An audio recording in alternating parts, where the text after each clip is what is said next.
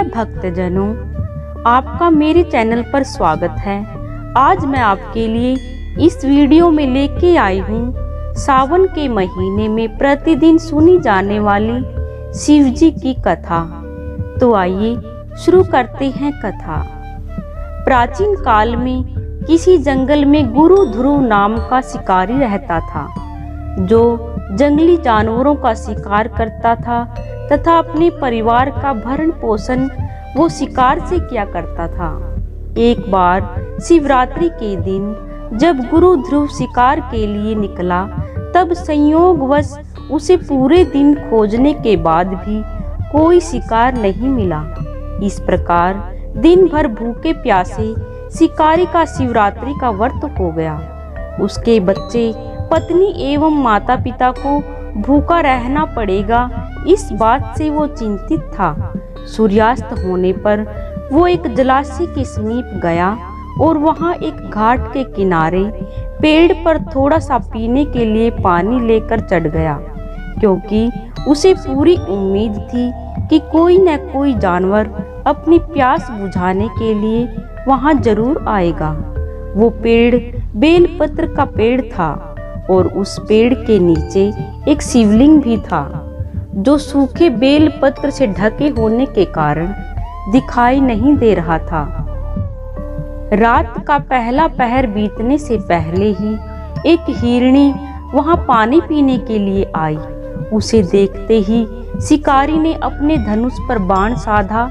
ऐसा करने से उसके हाथ के धक्के से कुछ पत्ते एवं जल की कुछ बूंदें नीचे शिवलिंग पर गिर गई और अनजाने में शिकारी के पहले प्रहर की पूजा हो गई। पत्तों की आवाज से जब हिरनी ने ऊपर देखा तो वह भयभीत होकर शिकारी से कांपते हुए स्वर में बोली, मुझे मत मारो। शिकारी ने कहा, मैं और मेरा परिवार भूखा है, इसीलिए तुम्हें नहीं छोड़ सकता। हिरनी भयभीत होकर शिकारी से जीवन दान की याचना करने लगी।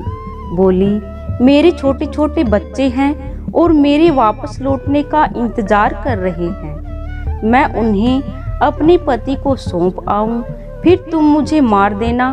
तुम मुझे बस इतना समय दे दो।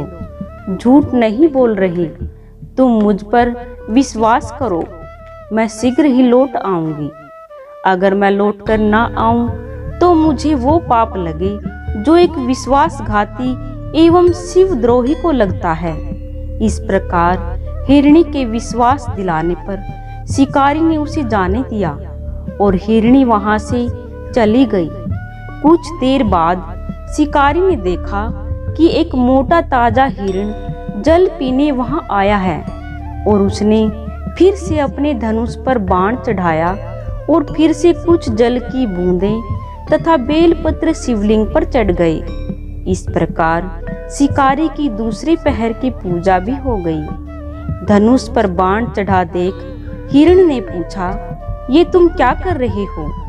मैं घर पर अपने बच्चों को छोड़कर आया हूँ। मुझे इतना समय दे दो कि मैं अपने बच्चों को धैर्य देकर शीघ्र लौट आऊं। तुम मुझ पर विश्वास रखो। शिकारी ने हिरण को जाने दिया। हिरण जल पीकर वहां से चला गया।